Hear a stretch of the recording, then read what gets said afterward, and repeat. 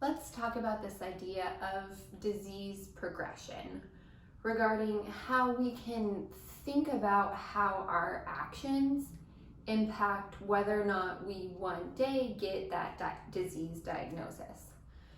Now, I've listed a few of the common diseases that are experienced in our world today.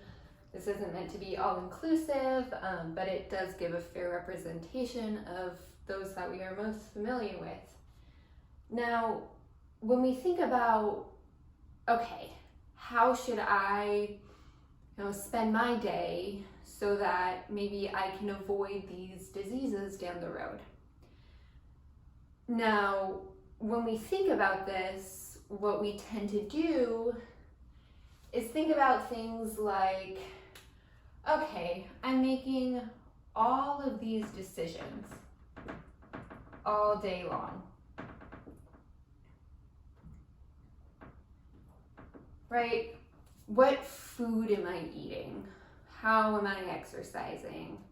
How am I managing my stress? But more specifically, what types of food am I eating, right? How is this one food going to impact the progression of these diseases?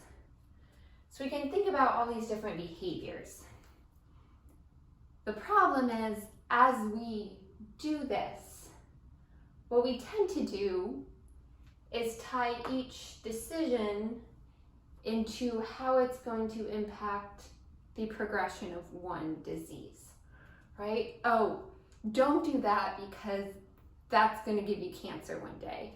Or don't do that because that's going to give you diabetes one day. Or don't do that because that could lead to cardiovascular disease, right? We have all these different ideas of different behaviors. And what we do in our world today is we tie them in this sort of one-to-one to each disease. So maybe this is, let's think about our sugar intake.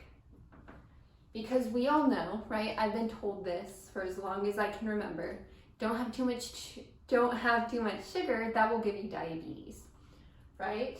Or don't eat too much saturated fat.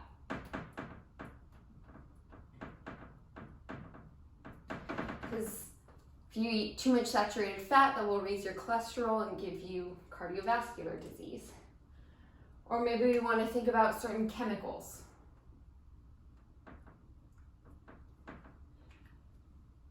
Think about eating organic and avoiding certain chemicals because that will give you cancer. Now the problem is, I've driven 5 arrows and 5 diseases here.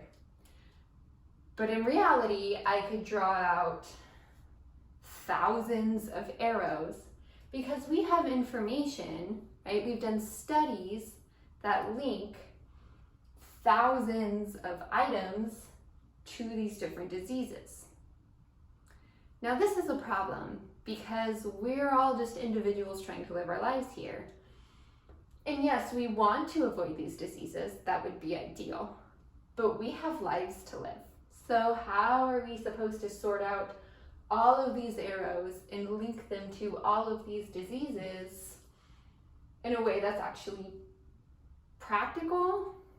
You can't. You simply cannot do that. There's too much information.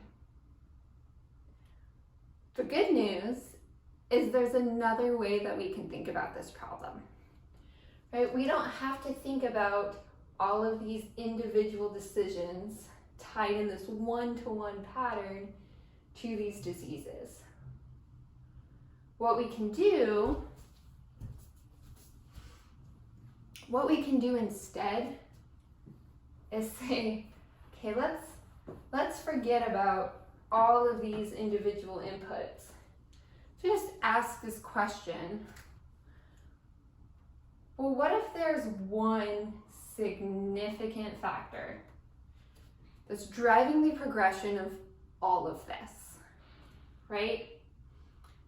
Because if you spend any bit of time looking into these diseases, you realize they're not really separate conditions.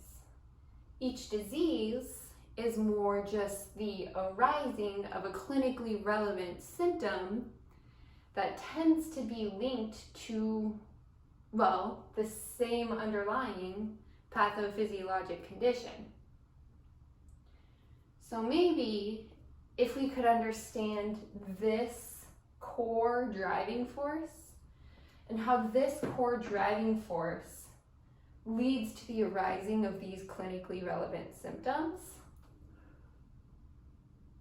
well, then we wouldn't have to think about these thousands of different decisions we could be making in a day, and instead just thinking about what are a few decisions that significantly impact this core driving factor. Well, we can do that. And I'm going to show you how.